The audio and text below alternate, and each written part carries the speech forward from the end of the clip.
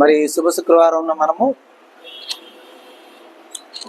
యేసు ప్రభు వారు శిలువలో పలికిన మాటలను బట్టి మారినటువంటి ఒక పాపి విషయమై పరలోక రాజ్యమందు సంతోషం అధికమై ఉండగా, మరి యేసు ప్రభు వారు శిలువలో పలుకుతున్న మాటల్ని ఇరువురు విని ఉండగా ఒకరు రక్షించబడి ఉండెను, ఒకరు విడవబడి ఉండెను. మరి ఆ విషయాన్ని పరిశుద్ధ గ్రంథం నుండి ఏ రీతిగా ఉన్నదో మనము ధ్యానం చేసుకుందాం. మొదటగా చూసినట్లయితే కనుక అపోస్తులైన పౌలు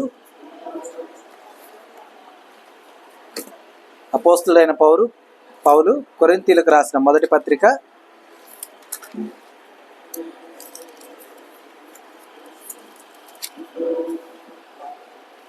1వ అధ్యాయము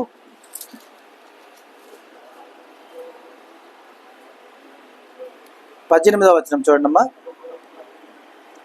సిలువను గూర్చిన వార్త నశించుచున్న వారికి వెర్రితనము గాని రక్షింపబడుచున్న మనకు దేవుని శక్తి. సిలువను గూర్చిన వార్త నశించుచున్న వారికి వెర్రితనము గాని రక్షింపబడుచున్న మనకు దేవుని శక్తి అయి ఉన్నది. మరి ఈ లేఖనాన్ని మనము యేసు ప్రభు వారు సిలువలో ఉండి ఉండగా ఆయనతో పాటుగా మరి ఇరువురు నేరస్తులు సిలువకు వ్రేలాడదీయబడి ఉండగా ఈ లేఖనము అక్కడ ఏ రీతిగా నెరవేర్పు జరిగినదో మనం ఒక్కసారి గమనిద్దాం. మరి ఇక్కడ చూసినట్లయితే సిలువను గూర్చిన వార్త నశించుచున్న వారికి వెర్రితనము అంటే అక్కడ ఇరువురు ఉన్నారు. ఇరువురులో ఒకరు రక్షించబడ్డారు, ఒకరు నశించబడ్డారు. ఏమా ఇరువురు ఉండగా ఇరువురులో ఒకరు ఏమయ్యారు? రక్షింపబడ్డారు, మరి ఒకరు నశించిపోయారు.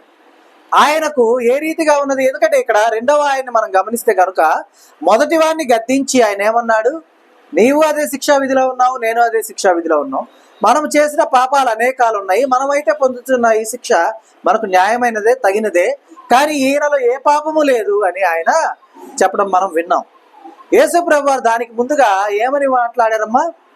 తండ్రి, వీరేమి చేయించున్నారో వీరు ఎరుగరు కనుక వీరిని క్షమించమని చెప్పాను. రెండవ మాటకి ముందుగా ఈ మాట మాట్లాడి ఉన్నారు. అయితే ఇక్కడ ఉన్నటువంటి వారిలో మొదటి ఆయన ఏమన్నారు? నిన్ను నీవు రక్షించుకొని మమ్మును కూడా రక్షించమని అడిగాడు. నిన్ను నీవు రక్షించుకొని మమ్ము కూడా రక్షించు. కానీ ఇక్కడ వాస్తవానికి మనం లోకంలో నుంచి చూద్దాం, లోకం వైపు నుంచి ఆలోచిస్తా చూద్దాం. వాళ్ళు ముగ్గురు మాట్లాడుకుంటున్న మాటలు మనం వింటున్నట్టుగా భావించండి. మనం ఎదురుగా ఉన్నాము, లోకపరమైన ఆలోచన విధానాలతో కలిగిన వారుగా మనం ఉంటూ ఉండగా యేసు ప్రభు వారు మొదటి మాటగా తండ్రి, వీరేమి చేయుచున్నారో వీరు ఎరుగరు కనుక వీరిని క్షమించమని చెప్పిన తరువాత మరి మొదటి నేరస్తుడు నిన్ను నీవు రక్షించుకొని, నీవు దైవకుమారుడివి కదా, నిన్ను నీవు రక్షించుకొని మమ్మల్ని కూడా రక్షించమని ఆయన చెప్పినప్పుడు వింటున్నాం, మనకు ఇక్కడ నుండి వింటున్నాం మనకు మరి అది సమంజసమే కదా. మరి ఆయన అడిగింది నిజమే కదా. ఆయన రక్షించుకొని ఈయన కూడా రక్షించవచ్చు కదా. ఎందుకంటే ఇక్కడ లోకరీతిగా మనం ఆలోచిస్తున్నాం. అలాగే మరి ఒక మాట మనం విన్నాం, ఏమని? రెండవ ఆయన మాట్లాడిన మాటలు వింటున్నాం. ఏమంటున్నాడు ఆయన? మొదటి వాడిని గద్దిస్తున్నాడు, నీవు అదే శిక్షా విధిలో ఉన్నావు కదా, దేవునికి భయపడవా అంటే ఇక్కడ మనం కనుక లోకపరంగా ఆలోచిస్తుంటే ఈయనేంది విడిపించమని అడగట్లేదు, అక్కడే ఉంటానంటున్నాడు, ఆయన రాజ్యం మీద ఉందంటున్నాడు, ఆ రాజ్యాన్ని అడుగుతున్నాడు ఏంటి? ఈయన నిజంగా వెర్రివాడా అని లోకరీతిగా ఆలోచించేవారుగా మనం ఉంటూ ఉంటాం.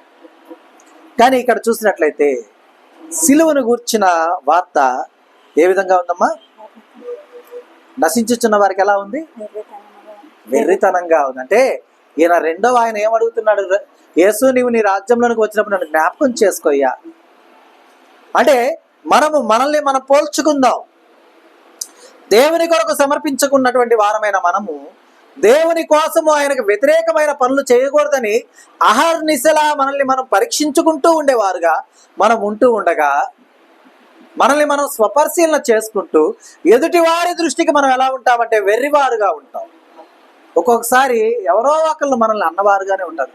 ఏందమ్మా ఎప్పుడు దేవుడు దేవుడు దేవుడు అంటావు, ఏందమ్మా ఎప్పుడు చర్చి అంటావు, లేదా ఏందమ్మా ఎప్పుడు ప్రార్థన ప్రార్థన ప్రార్థన అంటావు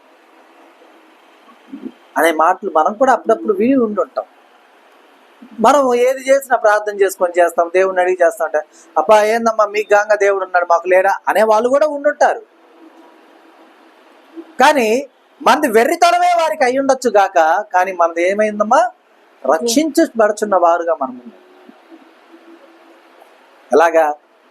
సిలువలో ఉన్నటువంటి ఆయన, రెండవ ఆయన, మొదటి వారిని గద్దించి యేసు ప్రభు వారిని అడిగిన మాట, నన్ను నీవు కూడా జ్ఞాపకం చేసుకో అన్న మాట ఎలా ఉంది?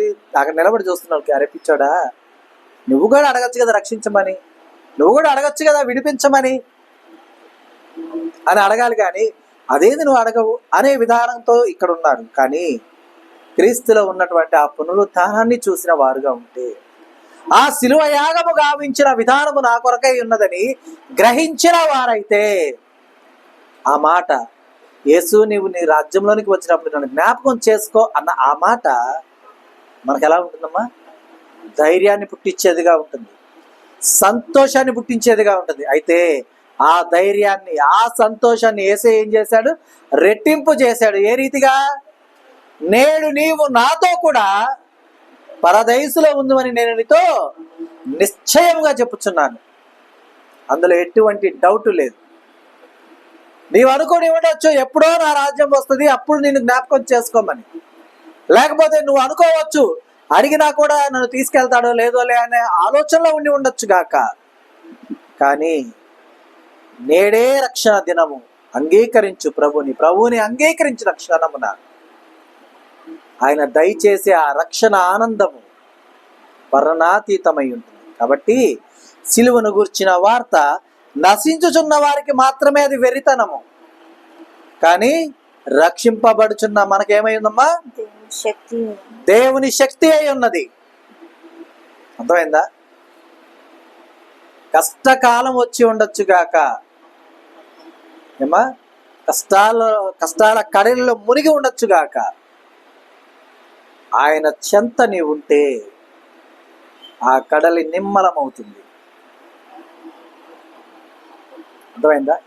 దారే కానరాని క్షణమున కోరిన తన శిష్యునికి సముద్రాన్ని చీల్చి దారిచ్చిన దేవుడు నీకు తోడుగా నీ కష్టాల్లో, నీ సంతోషంలో ఉన్నప్పుడు నిన్ను ఆదరించడా? నిన్ను హక్కున చేర్చుకోడా? ఆయనతో ముచ్చటించే ఆ విధానము వెర్రితనమా? ఎలా ఉంటుంది? సంతోషదాయకంగా ఉంటుంది. రక్షణ శృంగమై ఉన్న దేవుడు మనకు తోడుగా ఉంటే ఎంత సంతోషం. కాబట్టి యేసయ్య గావించిన శిలువయాగము మన నిమిత్తమై ఉండగా, మనము ఆ శిలువయాగము ద్వారా రక్షించబడిన వారుగా మనం ఉంటూ ఉండగా, విశ్వాస సహితమైన జీవనాన్ని మనం గనక జీవించిన ఎడల నశింపక మనం ఏం పొందుతామమ్మా? నిత్య జీవాన్ని పొందుతాం. మరి ఆలోచించండి, మనము క్రీస్తుని ఎరిగిన వారుగా ఉంటూ కూడా వెర్రివారుగా ఉందామా, లేక క్రీస్తు శక్తిని పొందుకున్న వారుగా, రక్షించబడుచున్న వారుగా ఉంటామా? సిగ్గుపడకూడదు. మనం యేసయ్యని కలిగి ఉన్నందుకు సంతోషంగా ఉండాలి. ఎందుకంటే నీ కోసం, నా కోసం, మన కోసం దారిన పోయేవారు కాదు కదా. సొంత రక్తం పంచుకొని పుట్టిన ఎవరు కూడా రక్తం చిందింపరు. చిందిస్తారమ్మా? చిందిస్తారా? ఎవరన్నా ఇప్పుడు మనం చేసిన తప్పుకి ఒక చేయి కట్ చేయాలని మనల్ని అన్నప్పుడు మన కోసం ఎవరన్నా వచ్చి నిలబడతారా? నా చేయి కట్ చేయండి అని నిలబడతారా? నిలబడరు. కాబట్టి గమనించాలి. అసలు నిజంగా ఈ యొక్క విధానం, అంటే ఆ సిలువను గూర్చిన విధానము, దేవునికి ఆ సిలువ యాగం చేయాల్సిన అవసరత లేదు. అంత అవసరత ఆయనకి ఏముంది చెప్పండి? మాటతో సృష్టిని సృజించిన దేవుడు తనకు తానుగా సిలువ యాగము గావించాల్సిన అవసరం ఉందా? లేదు. కానీ ఎందుకు వచ్చింది? మనము చేసిన అపరాధాల నిమిత్తం, మనము చేసిన పొరపాట్ల నిమిత్తం, మనము చేసిన పాపాల నిమిత్తం. కాబట్టి వాటిని కడుగుటకు మనకు అవకాశం ఉండి ఉండగా, కానీ మనం ఏం చేస్తున్నాం?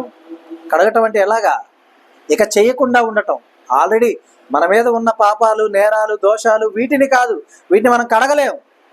కానీ మనల్ని కడిగి ప్రక్షాళన చేసినటువంటి యేసయ్య, ఆయన చేసిన విధానానికి నమ్మక ద్రోహం చేసేవారుగా మనం ఉండకూడదు.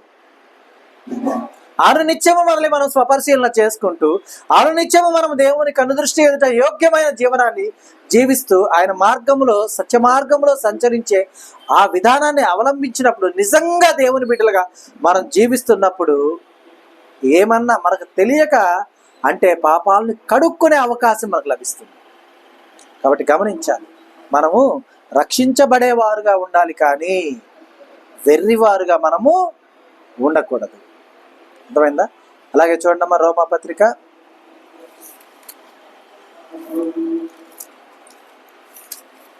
1వ అధ్యాయము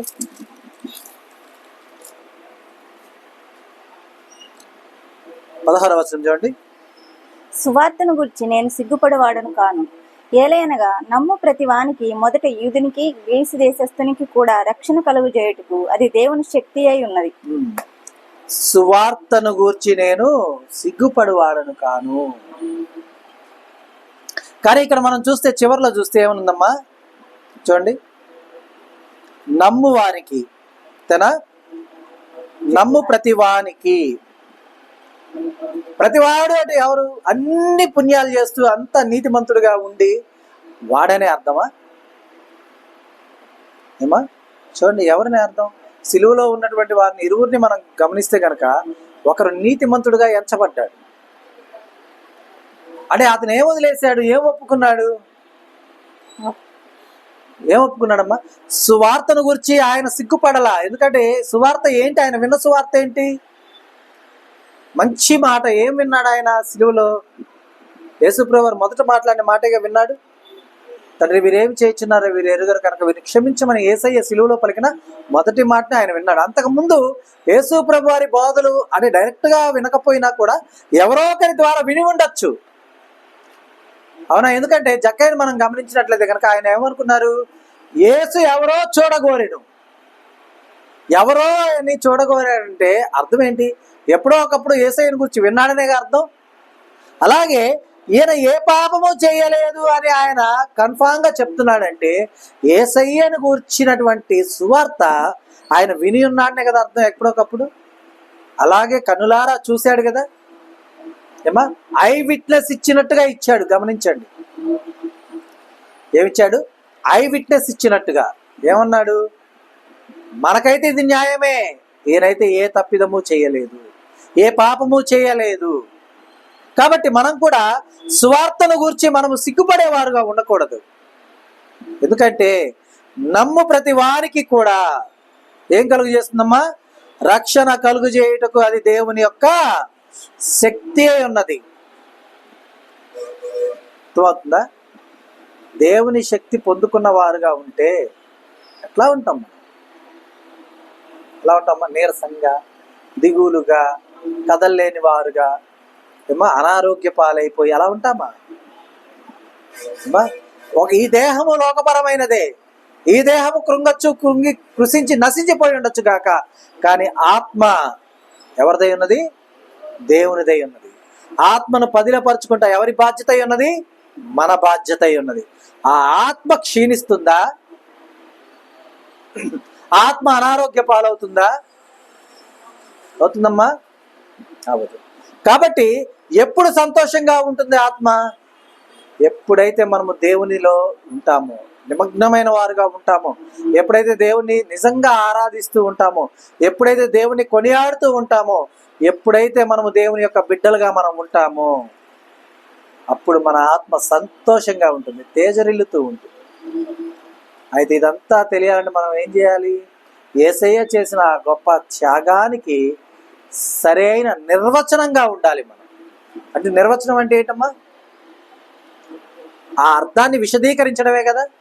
ఒక పదం, ఆ పదం ఏంటి అనే దాన్ని విశదీకరించడమే నిర్వచనం. అంతేనా?